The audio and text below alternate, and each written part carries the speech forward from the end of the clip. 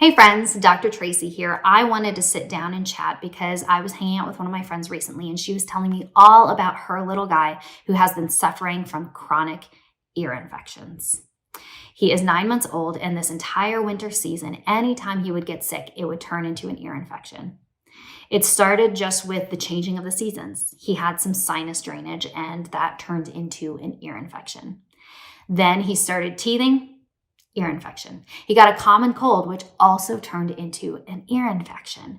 So the question she was asking me was, what is the actual cause of ear infections?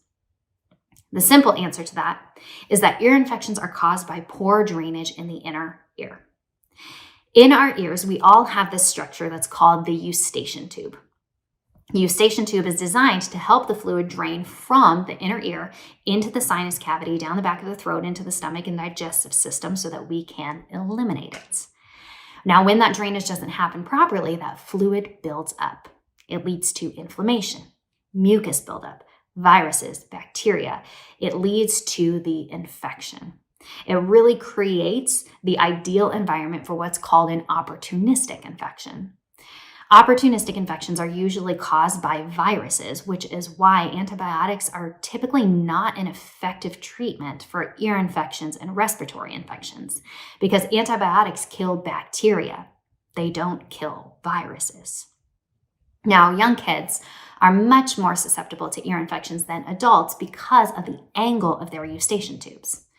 As adults, our eustachian tubes are angled downward like this. So you can see that the fluid would follow gravity and drain pretty naturally.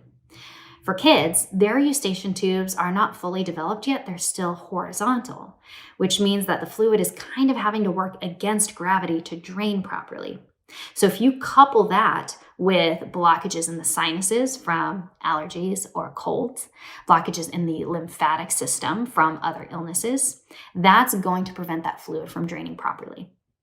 Now, we have to dig a little bit deeper here, though, because most often, ear infections become chronic because there's an entire system that is not properly addressed. And that is blockages in what's called the neurospinal system. If there is misalignment, physical misalignment of the bones in the top part of the neck, right here, it's called the upper cervical spine, that's going to also prevent the fluid from draining properly. Blockages in the nervous system will affect fluid flow, but it also affects the immune system function, which is key for your child to heal and recover not only from ear infections, but from any other illness, virus, or bacteria that may come their way. So if your child has ear infections, or if you want to prevent your child from having ear infections, if you want to make sure that their body is functioning and healing at 100%, get your little one checked by a pediatric chiropractor. We will assess the function of their nervous system and help prevent the need for antibiotics and surgeries and any other treatment that has a harmful effect on their body. As chiropractors, we will address underlying issues to promote health and healing for the long term for your kiddo.